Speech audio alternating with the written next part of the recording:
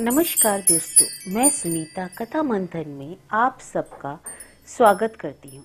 कथा मंथन में आज सुनिए सुदर्शन जी द्वारा रचित कहानी साइकिल की सवारी। तो सबसे पहले हम सुदर्शन जी के बारे में कुछ जान लेते हैं। सुदर्शन जी का जन्म 1895 में हुआ था। ये प्रेमचंद परंपरा के कहानीकार हैं। इनका दृष्टिकोण सुधारवादी है। सुदर्शन जी की भाषा सरल, स्वाभाविक और मुहावरेदार है। इनका असली नाम था बद्रीनाथ। इनका जन्म सियालकोट में 1895 में हुआ था। प्रेमचंद के समान ही वह भी उर्दू से हिंदी में आए थे। इनकी पहली कहानी है हार की जीत और 1920 में जो सरस्वती में प्रकाशित हुई थी। मुख्य धारा के साहित्य सृजन के अतिरिक्त उन्होंने अनेक फिल्मों की पटकथा और गीत भी लिखे हैं।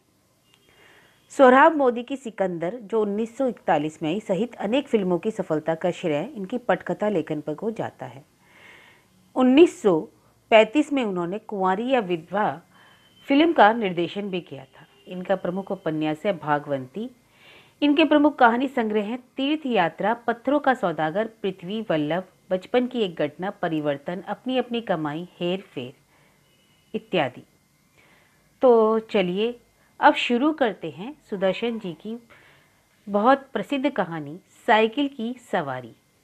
भगवान ही जानता है कि जब मैं किसी को साइकिल की सवारी करते या हारमोनियम बजाते देखता हूँ तब मुझे अपने ऊपर कैसी दया आती है। सोचता हूँ भगवान ने ये दोनों विद्याएं भी खूब बनाई हैं। एक से समय बचता है और दूसरी से समय कटता है। मगर तमाशा देखिए, हमारे प्रारब्ध में कलयुग की ये दोनों विद्याएं नहीं लिखी गई। ना तो साइकिल चला सकते हैं और ना ही बाजा ही बजा सकते हैं। पता नहीं कब से ये धारणा हमारे मन में बैठ गई है कि हम कुछ कर सकते हैं मगर ये दोनों काम नहीं कर सकते। शायद 1932 की बात है कि बैठे बैठे ख्याल आया कि चलो साइकिल चलाना ही सीख लें। और इसकी शुरुआत यूँ हुई कि हमारे लड़के ने चुपचाप में से यह विद्या सीख भी ली और हमारे सामने से सवार होकर निकलने लगा। क्या कहें आपसे कि लज्जा और घृणा के कैसे कैसे ख्याल मन में उठे। सोचा क्या हम ही जमाने भर के फिसड्डी रह गए हैं? सारी दुनिया चलाती है, जरा जरा से लड़के चलाते हैं, मूर्ख गंवार चलाते हैं और हम तो परमात्मा की कृपा से फिर भी पढ़े लिखे हैं। क्या हम नहीं चला सकेंगे? आखिर मुश्किल क्या है? कूद कर चढ़ गए, ताबड़तोड़ पाँव मारने लगे और जब देखा कोई राह में खड़ा हो तो टन टन करके घंटी बजा दी। ना हटा तो क्रोधपूर्ण आंखों से उसकी तरफ देखते हुए निकल गए। बस यही तो सारा गुर है इस लोहे की सवारी का। कुछ ही दिनों में सीख लेंगे। अरे बस महाराज, हमने निश्चय कर लिया, अब चाहे जो हो जाए परवाह नहीं। बस तो लो जी, दूसरे दिन हमने फटे पुराने कपड़े तलाश किए और उन्हें लेकर श्रीमती जी के सामने पटक दिया। जरा इनकी मरम्मत तो कर दीजिए। श्रीमती जी ने हमारी तरफ अचरज भरी दृष्टि से देखा और कहा, इन कपड़ों में अब जान ही कहाँ है कि मरम्मत करो। फेंक दीजिए ना इन्हें, कहाँ से उठा लाए, वहीं जाकर डाल आइए। हमने मुस्कुराकर श्रीमती जी की तरफ देखा और कहा, तुम तो हर समय बहस ना किया करो। आखिर मैं इन्हें ढूंढ ढांढ कर लाया हूँ तो ऐसे तो नहीं उठा लाया। कृपा करके इनकी मरम्मत कर डालो। पहले बताइए इनका बनेगा क्या? श्रीमती जी बोली, हम चाहते थे कि घर में किसी को कानो कान खबर ना हो और हम साइकिल सवार बन जाए और इसके बाद जब इसके पंडित हो जाए तब एक दिन जहांगीर के मकबरे को जाने का निश्चय करे, घरवाली को तांगे में बिठा दे और कहे तुम चलो हम दूसरे तांगे में आते हैं। और जब वे चले जाए तब साइकिल पर सवार होकर उनको रास्ते में मिले। हमें साइकिल पर सवार देखकर उन लोगों की क्या हालत होगी, हैरान हो जाएंगे, आंखें मल मल कर देखेंगे कि कहीं कोई और तो नहीं, परंतु हम गर्दन टेढ़ी करके दूसरी तरफ देखने लग जाएंगे जैसे हम कुछ मालूम ही नहीं, जैसे ये सवारी हमारे लिए तो बड़ी साधारण सी बात है। झक मारकर बताना ही पड़ा कि रोज रोज तांगे का खर्च मारे डालता है, इसलिए साइकिल चलाना सीखेंगे। श्रीमती जी ने बच्चे को सुलाते हुए हमारी तरफ देखा और मुस्कुराकर बोली, मुझे तो आशा नहीं है कि यह बैल आपके मत्थे चढ़ सके। खैर यत्न करके देख लीजिए, मगर इन कपड़ों से क्या बनेगा? हमने भी जरा रौब सिखा। आखिर बाईसाइकिल से एक दो बार गिरेंगे कि नहीं, और गिरने से कपड़े फटेंगे कि नहीं? अरे मूर्ख, जो नए कपड़ों का नुकसान कर बैठते हैं वो मूर्ख होते हैं और बुद्धिमान वही हैं जो पुराने कपड़े का से काम चलाते हैं। मालूम होता था कि हमारी इस युक्ति का कोई जवाब हमारी स्त्री के पास ना था, क्योंकि उन्होंने उसी समय मशीन मंगवाकर उन कपड़ों की मरम्मत भी शुरू कर दी। हमने इधर बाजार जाकर जंबक के 2 डिब्बे खरीद लिए कि चोट लगते ही उसी समय इलाज किया जा सके। इसके बाद जाकर एक खुला मैदान तलाश किया ताकि दूसरे दिन से साइकिल सवारी का अभ्यास किया जा सके। अब यह सवाल हमारे सामने था कि अपना उस्ताद किसे बनाएं। इसी उधेड़बुन में बैठे थे कि तिवारी लक्ष्मी नारायण आ गए और बोले, क्यों भाई, हो जाए एक शतरंज की। हमने भी सिर हिलाकर जवाब दिया, नहीं साहब, आज तो जी नहीं चाहता। क्यों? यदि जीना चाहे तो क्या करें? कहते हुए हमारा गला भर्रा गया। तिवारी जी का दिल पसीज गया। हमारे पास बैठकर बोले, अरे भाई, मामला क्या है? स्त्री से तो झगड़ा नहीं हो गया? हमने कहा, तिवारी भैया का कहें, सोचा था लाओ साइकिल की सवारी सीख ले, मगर अब कोई ऐसा आदमी दिखाई नहीं देता जो हमारी सहायता करे। बताओ, है कोई ऐसा आदमी तुम्हारे ख्याल में? तिवारी जी ने हमारी तरफ बेबसी की आंखों से ऐसा देखा मानो हमको कोई खजाना मिल रहा है और वे खाली हाथ रह जाते हैं। बोले, मेरी मानो तो यह रोग ना पालो, इस आयु में साइकिल पर चढ़ोगे, और यह भी कोई सवारियों में कोई सवारी है कि डंडे पर उकड़ू बैठे और पाँव चला रहे हैं। अजी लानत भेजो इस ख्याल पर, आओ एक बाजी खेलें। मगर हमने भी कच्ची गोलियां नहीं खेली थी। साफ समझ गए कि तिवारी भैया ईर्ष्या की आग में फूका जाता है। मुंह फुलाकर हमने कहा, भाई तिवारी, हम तो जरूर सीखेंगे, कोई आदमी हो तो बताओ। आदमी तो ऐसा है, मगर वह मुफ्त में नहीं सिखाएगा, फीस लेगा। दे सकोगे? कितने दिन में सिखा देगा? यही कोई 10-12 दिनों में। और फीस क्या लेगा? औरों से 50 लेता है, तुमसे 20 ले लेगा हमारी खातिर। हमने सोचा 10 दिन सिखाएगा और 20 रुपये लेगा। 10 दिन 20 रुपये, 20 रुपये 10 दिन, अर्थात 2 रुपया रोजाना, अर्थात 60 रुपये महीना, और वो भी केवल 2 घंटे के लिए। ऐसी 3-4 ट्यूशनें मिल जाएं तो 250-300 रुपये मासिक हो जाए।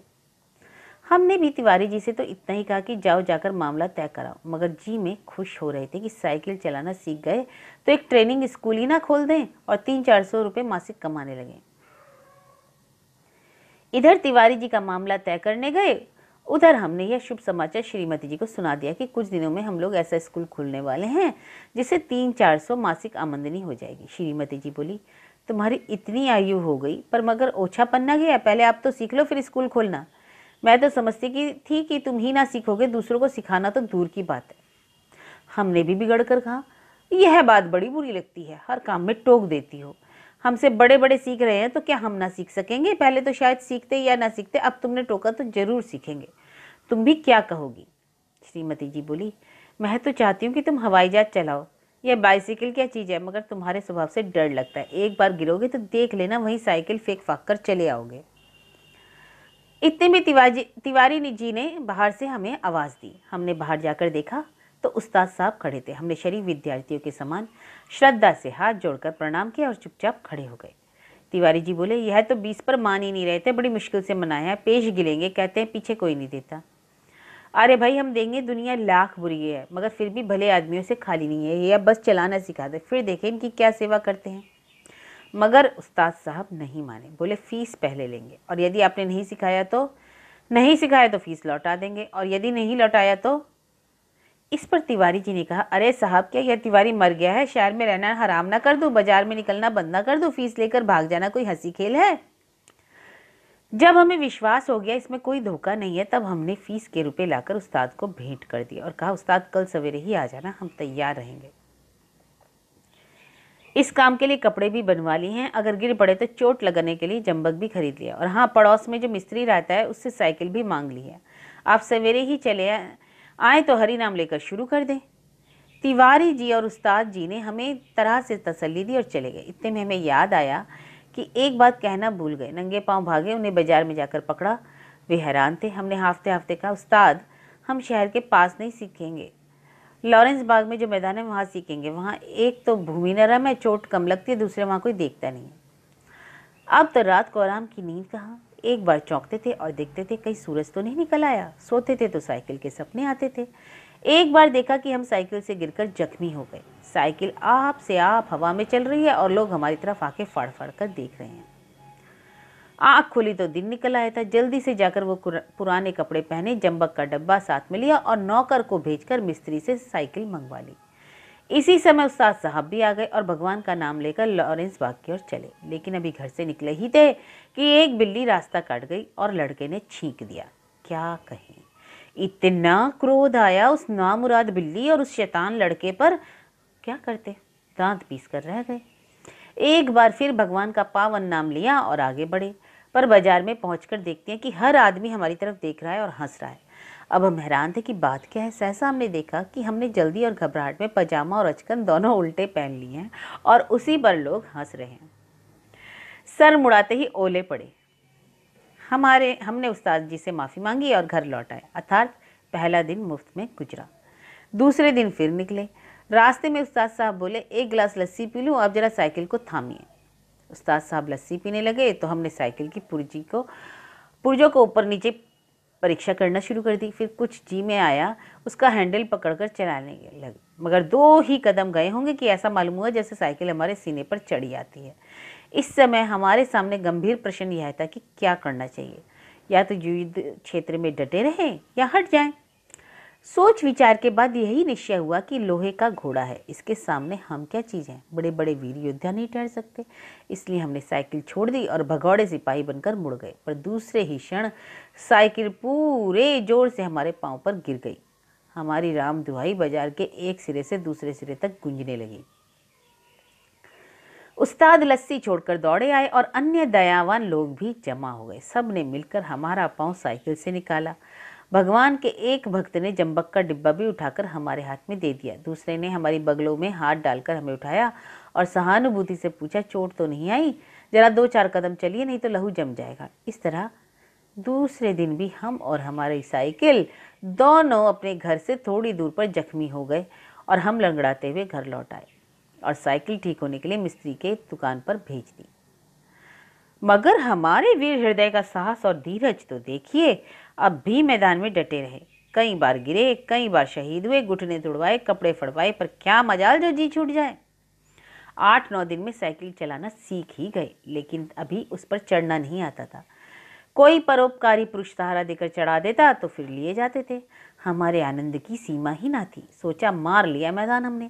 2-4 दिन में तो पूरे मास्टर बन जाएंगे, फिर प्रोफेसर, फिर प्रिंसिपल, इसके बाद तो ट्रेनिंग कॉलेज, फिर 300-400 रुपये मासिक। तिवारी जी देखेंगे तो ईर्ष्या से जल मरेंगे।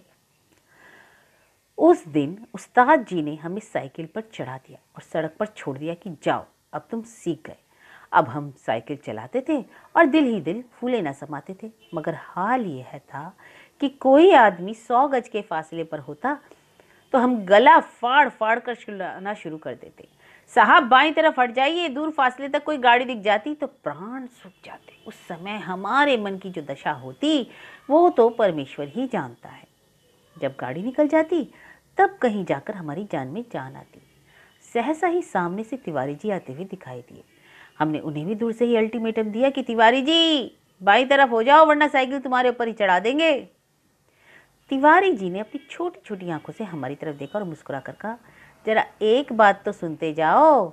हमने एक बार हैंडल दूसरी तरफ तिवारी जी की तरफ देखकर कहा, इस समय बात सुन सकते हैं, देखते नहीं हो साइकिल पर सवार हैं। तिवारी जी बोले, तो क्या जी साइकिल चलाते हैं वो किसी की बात नहीं सुनते? बड़ी जरूरी बात है, जरा उतर जाओ। हमने लड़खड़ाती हुई साइकिल को संभालते हुए जवाब दिया, उतर जाएंगे तो चढ़ाएगा कौन? अभी चलाना सीखा है, चढ़ना नहीं सीखा। तिवारी जी चिल्लाते ही रह गए और हम आगे निकल गए। इतने में सामने से एक तांगा आता दिखाई दिया। हमने उसे भी दूर से डांट दिया, बाईं तरफ भाई, अभी नए चलाने वाले हैं। तांगा बाईं तरफ हो गया। हम अपने रास्ते चले जा रहे थे। एकाएक पता नहीं घोड़ा बड़क उठा या तांगे वाले को शरारत सूझी, जो भी हो, तांगा हमारे सामने आ गया। हमारे हाथ पांव फूल गए। जरा सा हैंडल घुमा देते तो हम दूसरी तरफ निकल जाते, मगर बुरा समय आता है तो बुद्धि तो पहले ही भ्रष्ट हो जाती है। उस समय हमें ख्याल ही ना आया कि हैंडल घुमाया भी जा सकता है। फिर क्या था, हम और हमारी साइकिल दोनों ही तांगे के नीचे आ गए और हम बेहोश हो गए। जब हम होश में आए तो अपने घर में थे। हमारी देह पर कितनी पट्टियां बंधी थी हमें होश में देखकर।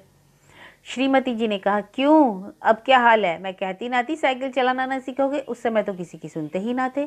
हमने सोचा लाओ सारा इल्जाम तिवारी जी पर लगा दें और आप साफ बचें। बोले, अरे यह सब तिवारी जी की शरारत है। श्रीमती जी ने मुस्कुराकर जवाब दिया, यह तो तुम उसको चकमा दो जो कुछ जानता हो। ना हो। उस तांगे पर मैं ही थी और बच्चों को लेकर घूमने निकली थी कि चलो सैर भी कराएंगे और तुम्हें साइकिल चलाते भी दिखाएंगे। हमने निरुत्तर होकर आंखें बंद कर ली। उस दिन के बाद फिर कभी हमने साइकिल को हाथ ना लगाया।